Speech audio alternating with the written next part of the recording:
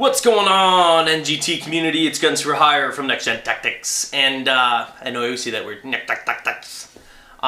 The patch, Black Ops patch 1.06, there were, actually it's a long list of things that were, I'll say allegedly fixed, because some of the wording is improved, so it's not necessarily that things are fixed, but at least tweaked a little bit. So it's a long list, so let's get into that. I'm not going to talk about it right here because there's no way I'm going to remember everything, but let's go through it and we'll talk about some of the features and maybe what it did and what it's supposed to do, and hopefully it actually comes through, because I mean every patch that comes out you want to make sure that the game gets better. That's the whole idea.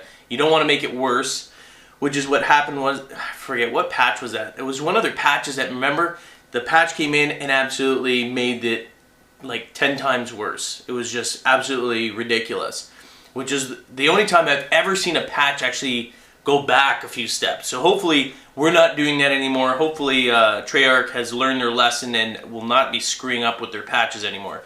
Testing them perhaps a little bit. Let's get into it and take a look. Alright, one thing quickly before we get into the actual features of the patch 1.06. There's a photo going around on the internet showing, a PSN friend network and showing that the Xbox Live was actually left in a search and destroy game. That picture is a hoax, and I've not read it anywhere else. People saying, I mean, it's spreading all over the place saying, oh, look, they failed again. I'm all about reporting the news, but when people make bullcrap up like that, then it's a little bit annoying. I mean, if they screwed up, they screwed up. In that case there, that is simply a hoax. It is not the real picture. If you notice, and I had to take a look at a few pictures there, one of the actual buttons, the button that first of all doesn't line up as it's set up on the PS3 in terms of the listing. And you'll notice that if you look very carefully, the selection button on the actual search and destroy game listing is tinged green, which is what it is on the Xbox controller.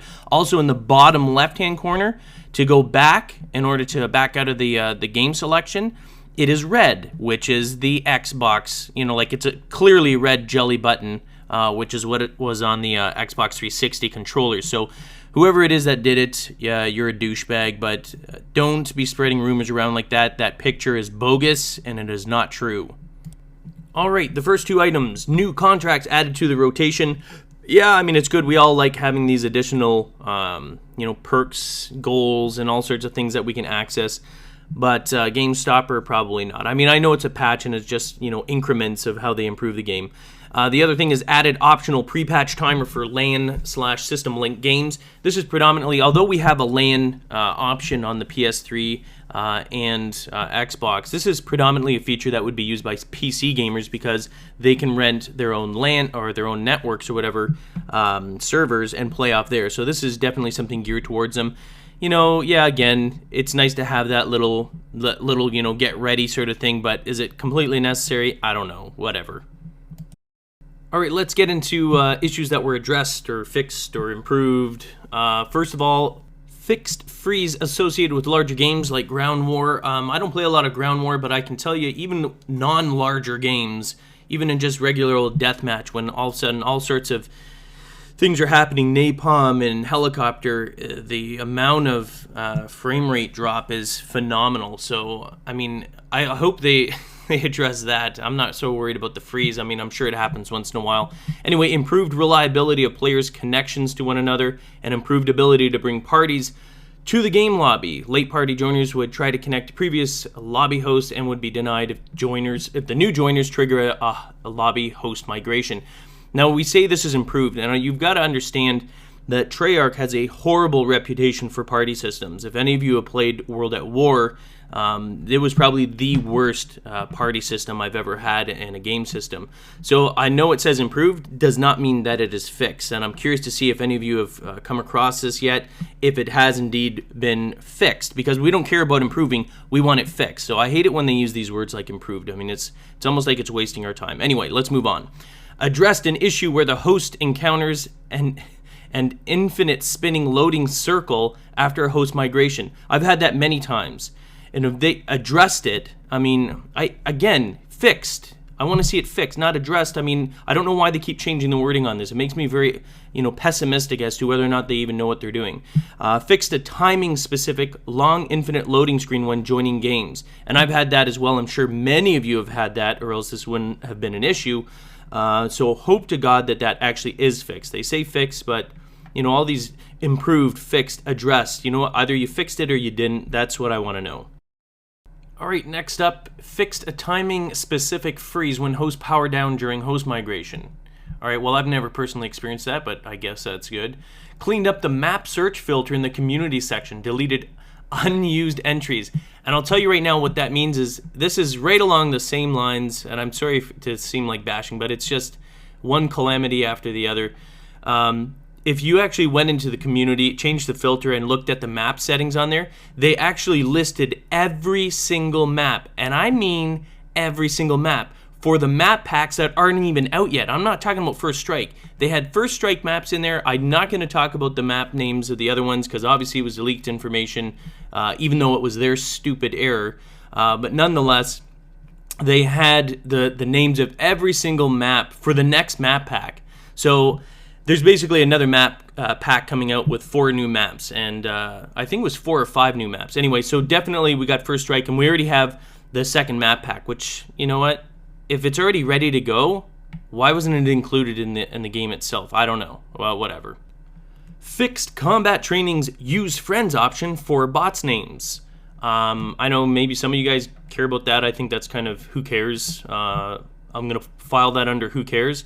Fixed issue with split screen guest profile names being blank, resulting in matches never launching. I've only done split screen, I think, once with Melee's, my wife. And well, number one, I don't like it, but number two, I've never came across that. So, I mean, if it was across the board and you guys do play split screen quite a bit, I could see how that would be a little bit annoying. Good thing they fixed it. Instead of showing the generic player for offline profiles in LAN, we now display the PS3 profile name. Great. Fixed friends list appearing after viewing a friend's player card from the leaderboards. And I personally experienced that myself. Yeah, a little bit annoying, but, maybe a fix was in order there. I'm glad they fixed it. Fixed filter so players can now view friends on zombies leaderboards. Okay, great. I don't know why that wasn't so hard in the first place, but whatever. I don't mean to be so hard, but I mean these things are such minor things, but... Fixed timing specific issue where the game can be put into slow motion. Now that I've never experienced. I'm not sure if they're talking about in normal game or if it was like in theater mode or something. Because I mean, obviously theater mode. I'm assuming not theater mode because obviously you want to be able to put it in slow motion. So I'm assuming this happened during regular gameplay, and I've never experienced it. If you have, leave a comment. Let me know what the heck happened there, or what would happen in the actual game. Address disconnected path error when using the doors and radiation after a host migration. Again, this is a very specific circumstance. I've never personally come across it. I mean, I played a lot of games. I'm sure lots of you have played even more, but statistically, someone's going to come across it. So, again, I'm curious if you've ever actually had that happen to you. Fixed stability issues navigating lobbies after client on split-screen zombies quits out of a game. Yeah, very specific. Again, I don't imagine too many people come across this, but, I guess if it's out there, you might as well fix it. This is a huge list, by the way. Like, I mean, this list goes on and on. This is ridiculous. Addressed issue exploit when removing counter spy plane effects with the jammer.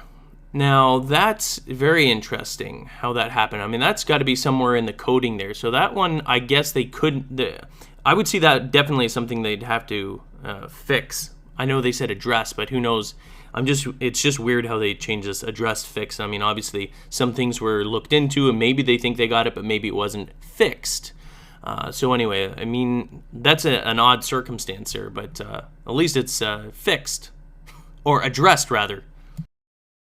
Then we have fixed a freeze when quickly loading maps one after another in private match. Now, I've been in private match and I've done this, but I've never come across a freeze. So I don't think it's every single time, but apparently enough to get it fixed. And at least they fixed it.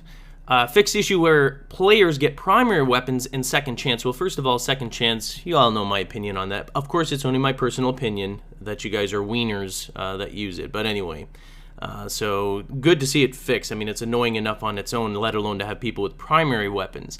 Fixed new stamp not appearing for custom slot 9 when highlighting the slot. Okay, well, who cares? That's what I say on that. Like, really, who gives a crap? Removed water vision effect when respawning after dying in the acid pool and radiation.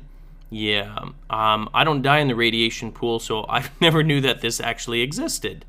Several contract fixes. Don't know what that means. They don't give too much information about it. And quite frankly, I don't use a lot of contracts anyway.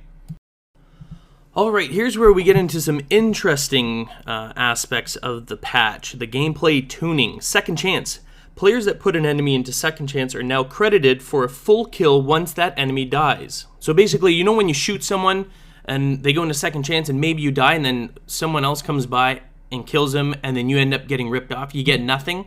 Well, this time you get credit for the kill and the other player simply gets an assist credit, which is the way it should be, because technically you did kill him, the other guy just sort of finished him off. He was going to die anyway. But as I just mentioned, second chance is for wieners and people that don't want to use other perks that will actually help them kill. I don't know, I just find it to be such a loser perk. Next one, adjustments to the PSG-1 with attachments. Now this is a known issue. I use the PSG-1. I actually like that sniper rifle, and I use it without attachments for that specific reason. And hopefully they're addressing it, because when you put on any attachments on the PSG-1, it suddenly becomes an incredibly weak sniper rifle. So hopefully that's exactly what they're adjusting here. Now we get into AK-74U adjustments. This is an adjustment, obviously based on the mass crying of people getting killed by it.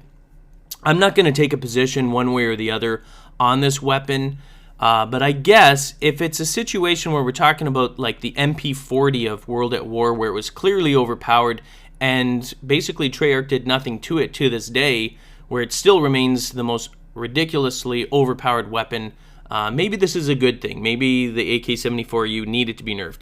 I mean, my personal opinion is, you know, I don't find it terribly overpowered. With certain attachments, I find it to be ridiculously effective, like shooting from the hip, which is not realistic at all, regardless as to what you put on that weapon. So maybe, I don't know. I don't know what the adjustments are. They don't go into details, but you can be guaranteed that they nerfed the AK-74U to a certain degree. RCXD adjustments, again, probably nerfing, probably getting that, making it less powerful, because really, I mean, 3 kill streak, it's like a guaranteed kill. That thing is deadly, and probably one of the most annoying kill streaks in the entire game. It's funny, I remember when the game first came out and they first showed that RC car, a lot of people were complaining before the game even came out that that was going to actually be ridiculous, that it's going to be massively overpowered. And guess what? They were absolutely right. 3 kill streak, and Treyarch was like, no, you'll be surprised. All the other kill streaks are way better. Most people, I don't even think people will ever use the RC car. Everybody uses the RC car, and I don't mean everybody as in every single person, but a lot of people. You're always hearing RC cars going around, so... the public got it right. Treyarch failed on that. Silent sniper rifle adjustments. Hopefully what that means is less hit markers and more kills. Because a silencer or not, yeah, the range may be reduced or whatever, but if you're using a sniper rifle, you know, one to the chest or the head should drop those people. I mean, you've nerfed it enough, Treyarch, to the point where you can't really truly quick scope with it. People are getting better with it. But, I mean, don't totally make the sniper rifles useless. I mean, I hope to God that that's what this means with the adjustments. Because if they go back any further, then you might as well not ever put a silencer on the sniper rifle, because it'd be absolutely useless.